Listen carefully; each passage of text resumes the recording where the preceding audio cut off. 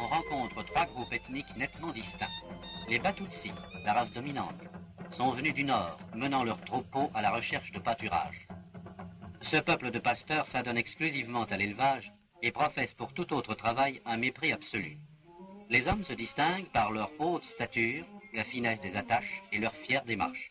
Il faut noter que les Batutsi ne représentent que 8% de la population qu'ils ont soumise à leur autorité. Les Bahutus, qui représentent 90% de la population, sont des paysans bantous, à l'âme lourde et passive, ignorant tout souci du lendemain. Ils cultivent les terres qu'ils avaient progressivement conquises en refoulant les premiers occupants du sol, les pygmées batois, et en détruisant la forêt qui abritait ceux-ci. Leur méthode de culture étant primitive, leur récolte était pauvre. Les Batutsi venus du nord leur apparurent comme des demi-dieux qui leur apportaient une économie supérieure, puisqu'elle n'exigeait apparemment aucun effort, celle de l'élevage du gros bétail.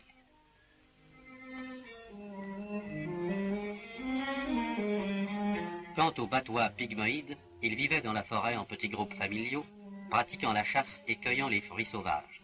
Aujourd'hui, la plupart d'entre eux ont renoncé à cette vie primitive et sont mélangés à la population du Rwanda-Urundi. Ils excellent dans les métiers de forgeron et de potier.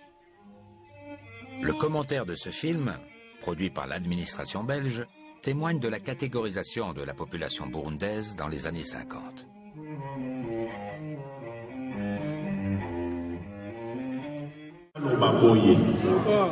Banyamulenge bazali bakongole totika kuyinana kati ya biso oyoka ngai oyoka. On rencontre trois groupes ethniques nettement distincts. Les Batutsi, la race dominante, sont venus du nord, menant leurs troupeaux à la recherche de pâturage. Ce peuple de pasteurs s'adonne exclusivement à l'élevage et professe pour tout autre travail un mépris absolu. Les hommes se distinguent par leur haute stature, la finesse des attaches et leur fière démarche. Il faut noter que les Batutsi ne représentent que 8% de la population qu'ils ont soumise à leur autorité.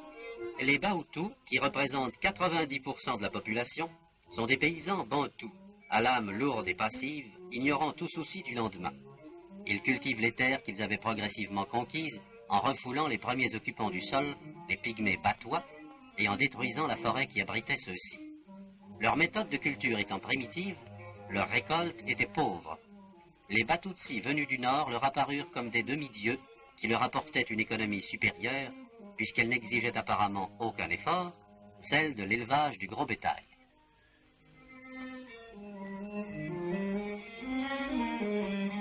Quant aux Batois pygmoïdes, ils vivaient dans la forêt en petits groupes familiaux, pratiquant la chasse et cueillant les fruits sauvages.